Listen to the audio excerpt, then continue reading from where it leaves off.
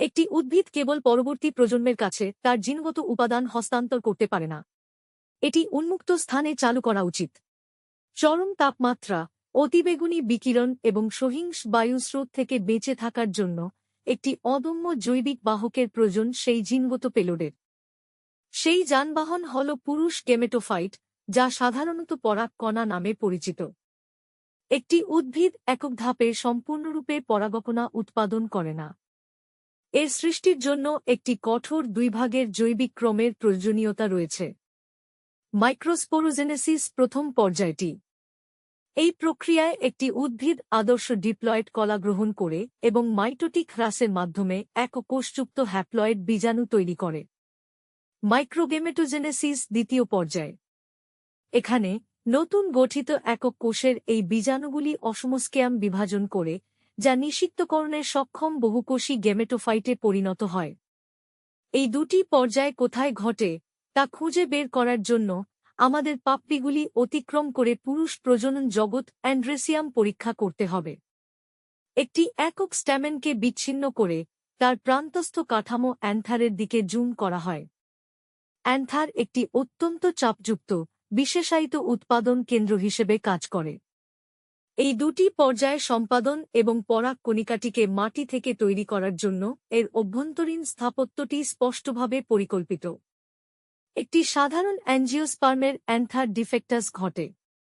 এর অর্থ হল এটি দ্বিখণ্ডিত, যার কেন্দ্রে একটি দীর্ঘচ্ছন্ন খাঁজ বিদ্যমান, যা প্রতিটি লোবের মধ্যে দুটি স্বতন্ত্র গহ্বর বা থ্যালাসকে পৃথক করে।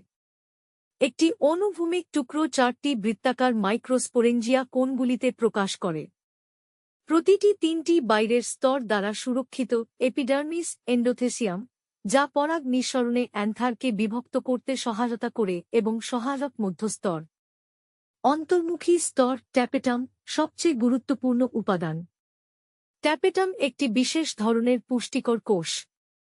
কোষগুলি অত্যন্ত সক্রিয়, সাধারণত বহু নিউক্লিয়াসযুক্ত এবং ঘন সাইটোপ্লাজম দ্বারা ভরা থাকে। পরাগ বিকশিত হওয়ার সাথে সাথে ট্যাপেটাম প্রয়োজনীয় পুষ্টি সরবরাহ করে এবং পরাগ প্রাচীর নির্মাণের জন্য প্রয়োজনীয় রাসায়নিক অগ্রদূত নিঃসরণ করে। ট্যাপেটাম দ্বারা নির্ধারিত শারীরিক এবং রাসায়নিক পরিবেশই একমাত্র কারণ যা বিকশিত জিনগত পেলোডকে বাঁচতে দেয়।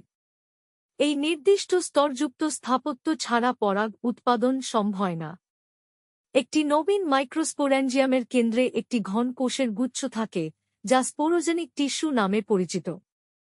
অ্যান্থার পরিপক্ক হওয়ার সাথে সাথে এই কোষগুলি ডিপ্লয়েড মাইক্রোস্পোর মাদার কোষে পরিণত হয়, যাকে সাধারণত পরাগ মাদার কোষ বা ফঙ্ক বলা হয়। মাইক্রোস্পোরোজেনেসিস শুরু করে এটি। প্রতিটি ডিপ্লয়েড পিএমসি সম্পূর্ণ মেয়োটিক রিডাকশনাল বিভাজন করে। মেয়োসিসে তাৎক্ষণিকভাবে চারটি হ্যাপ্লয়েড কোষ উৎপন্ন হয়, যা একসঙ্গে আবদ্ধ থাকে। মাইক্রোস্পোর টেট্রেড বলা হয় এই গুচ্ছটিকে। এই চিত্রটি মাইটোসিসের সঠিক বর্ণনা প্রদান করে। বাম থেকে ডানে পড়া একটি একক মাইক্রোস্পোরেঞ্জিয়াম মাইটোসিসে পরিণত হয়, যা চার কোষের টেট্রাড কনফিগারেশন সৃষ্টি করে।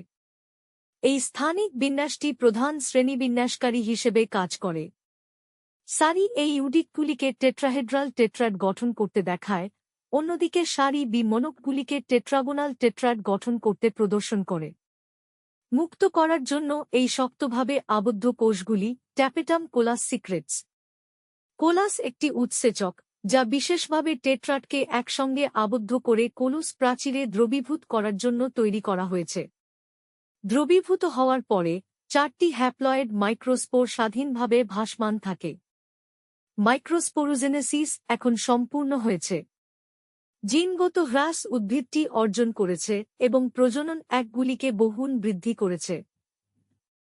মাইক্রোস্পোরগুলি কোষীয় পরিপক্কতার জন্য প্রস্তুতি নিচ্ছে। আমরা এখন একটি একক নবমুক্ত হ্যাপ্লয়েড মাইক্রোস্পোরের প্রতি আমাদের মনোযোগ স্থানান্তরিত করি। মাইক্রোজিমিটোজেনেসিসের সূচনাকে এটি চিহ্নিত করে। এই চিত্রটি মাইক্রোস্পোরের অভ্যন্তরীণ জীববিজ্ঞানকে অনুসরণ করে। সংখ্যায় থেকে পর্যন্ত নিউক্লিয়াসকে ভ্যাকুয়াল সম্প্রসারণ কেন্দ্র ধাক্কা দিয়ে দেয়ালের বিরুদ্ধে আটকে রাখে। এখানে মাইটোসিস একের মধ্য দিয়ে এটি অতিক্রম করে। ই এবং এফ এ যেমন দেখা গেছে, স্পষ্টভাবে এই মাইটোসিসটি অসম। এই হাতে আঁকা রেফারেন্সটি দেখে দুটি ফলাফলকারী কাঠামো আমরা দেখতে পাই। দুটির মধ্যে বড়টি উদ্ভিদ কোষ, যা কখনো কখনো স্যাপ কোষ হিসেবে পরিচিত। এটি পরাগ কণিকার অধিকাংশ অংশ দখল করে, যার মধ্যে একটি অনিয়মিত নিউক্লিয়াস এবং প্রচুর খাদ্য মজুদ থাকে। একটি বিশাল জৈব রাসায়নিক ইঞ্জিন হিসেবে উদ্ভিদ কোষ কাজ করে। এর সমগ্র উদ্দেশ্য হল পরাগ নলের শারীরিক বৃদ্ধি শেষ পর্যন্ত সম্পন্ন করা। দ্বিতীয় কাঠামোটি অনেক ছোট, স্পিন্ডল আকৃতির উৎপাদনকারী কোষ, যা পরাগ প্রাচীরে চাপা দেওয়া থাকে প্রাথমিকভাবে। এরপর একটি বিশাল স্থাপত্যগত অসামঞ্জস্য ঘটে। উৎপাদনশীল কোষটি প্রাচীর থেকে বিচ্ছিন্ন হয়ে যায় এবং উদ্ভিজ কোষের কোষপ্রাচীর দ্বারা সম্পূর্ণরূপে বেষ্টিত হয়। এটি একটি অত্যন্ত অস্বাভাবিক কোষের ভিতরে একটি কোষ কাঠামো তৈরি করে। এই চরম অসমতা একটি নিখুঁত বিভাজন মাইটোসিসের। উদ্ভিদটি পরিবহনের জন্য সম্পূর্ণরূপে নির্মিত একটি বিশাল কোষ এবং নিষেকের জন্য সম্পূর্ণরূপে নির্মিত একটি ছোট কোষ তৈরি করেছে। মাইক্রোগেমেট বিভাজিত হওয়ার সময় আশেপাশের ট্যাপেটাম একই সঙ্গে স্পোরোডার্মের নির্মাণ এবং পরাগকণিকার প্রতিরক্ষামূলক বাইরের প্রাচীরের সমন্বয় সাধন করে। স্পোরোফাইট দুটি স্তরে বিভক্ত থাকে। এন্টাইন নামে পরিচিত অভ্যন্তরীণ প্রাচীর পাতলা, নমনীয় এবং পেকটিন দ্বারা গঠিত। বাইরের পুরু স্তরটি এক্সিন। এক্সিন একটি প্রাথমিক রাসায়নিক উপাদান, স্পোরোফাইটিনের উপর অত্যন্ত সুরক্ষিত। স্পোরোপলিন একটি জটিল, জলরোধী পলিমার, যা সরাসরি ট্যাপেটাল কোষ দ্বারা সরবরাহিত হয়। এই স্পোরোফাইটের কারণে এক্সিন শারীরিক ও জৈবিক উভয় ধরনের ক্ষয়ের বিরুদ্ধে অত্যন্ত প্রতিরোধী হয়ে থাকে। শক্তিশালী অ্যাসিড এটি চরম তাপমাত্রা এবং উৎসেচক অবক্ষয়কে কার্যকরভাবে সহ্য করে, ফলে পরাগ কণা জীবাশ্ম রেকর্ডে নিয়মিতভাবে অক্ষত সংরক্ষিত হয়। কিন্তু একটি কার্যকরী পরস্পর বিরোধিতা এটি তৈরি করে। এক্সিন একটি অমোচনীয় ঢাল হলে অভ্যন্তরীণ জিনগত পেলোড আটকে যায়।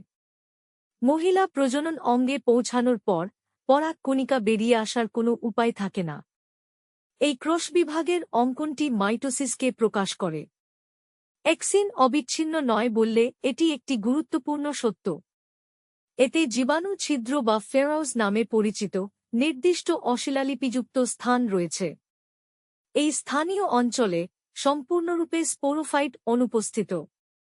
এই জীবাণু ছিদ্রগুলি এসকেপ হ্যাচ হিসেবে ইঞ্জিনিয়ার্ড হয়েছে। পরাগায়নের সময় সঠিক রাসায়নিক সংকেতগুলি প্রাপ্ত হলে নমনীয় অভ্যন্তরীণ দড়িটি প্রসারিত হয়ে বীজকোষের ছিদ্রের মধ্য দিয়ে বেরিয়ে আসবে, যা পরাগ নল তৈরি করবে। ডিপোজিশন শেডিং পর্যায়ে শুরু হয়। ট্যাপেটাম সম্পূর্ণরূপে ক্ষয়প্রাপ্ত হয়েছে। অ্যান্থার দ্রুত শুকিয়ে যাওয়ার ফলে কাঠামোগত এন্ডোথেসিয়াম স্তর সংকুচিত হয়, যার ফলে থকটি খুলে যায় এবং পরাগ পরিবেশে ছেড়ে দেয়। প্রায় 60% সমস্ত অ্যাঞ্জিওস্পার্মে সঠিক দুইকোষী পর্যায়ে পরীক্ষা করার সময় পরাগ নির্গত হয়। সেই 60% প্রজাতির ক্ষেত্রে তাদের বংশবৃদ্ধি কোষটি স্টাইগমায় পরাগ কণিকা সফলভাবে অবতরণ না করা পর্যন্ত সম্পূর্ণরূপে